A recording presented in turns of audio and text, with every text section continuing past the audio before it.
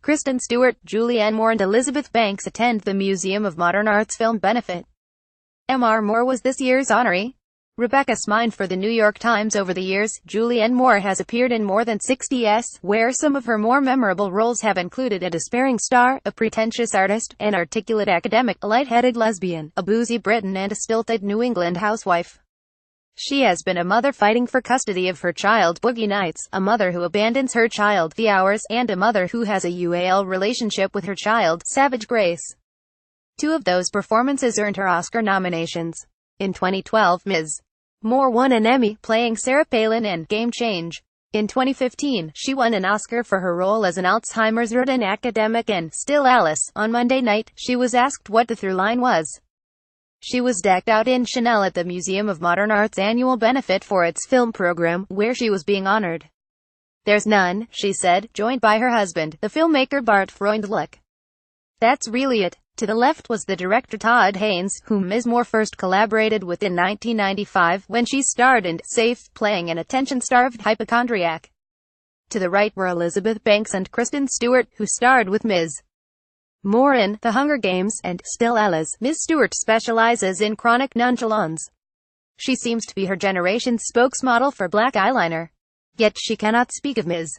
Moore without reaching for superlatives. "I bow down to her," she said. Same for Ms. Banks, who first met Ms. Moore around 2010 when they were guest stars on 30 Rock. "She's a genius," said Ms. Banks, recalling her favorite Moore performances and even going so far as to do an impersonation of Ms.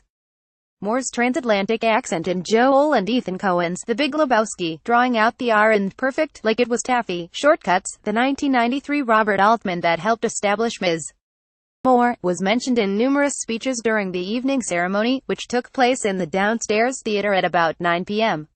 This was a little strange for Ms. Moore, since her children were in attendance, and perhaps the most memorable scene from Shortcuts has Ms. Moore's character naked from the waist down, getting into a fight with her husband. "I was like, oh my god," Ms. Moore said, after guests moved upstairs to the atrium for a late dinner. "My kids have never seen any of my so they had no idea what anyone was talking about." Her daughter's reactions to mentions of her mother's pubic hair. She was like, "What?" After dinner, Lauryn Hill, the Harper Lee of hip-hop, she has yet to release a follow-up to her 1998 debut album. The miseducation of Lauryn Hill tore through a greatest hits reel. Her voice seemed to be buried, perhaps intentionally at first, but by the time she got to her cover of Roberta Flack's Killing Me Softly, its power carried through. The high-caliber audience, which also included Jerry and Jessica Seinfeld, and Wang and Michael J. Fox, rose from their seats, giving her a standing ovation. Among the first up was Ms. Moore. "What a lovely evening," she said to Rajendra Roy, the chief curator of MoMA's film department.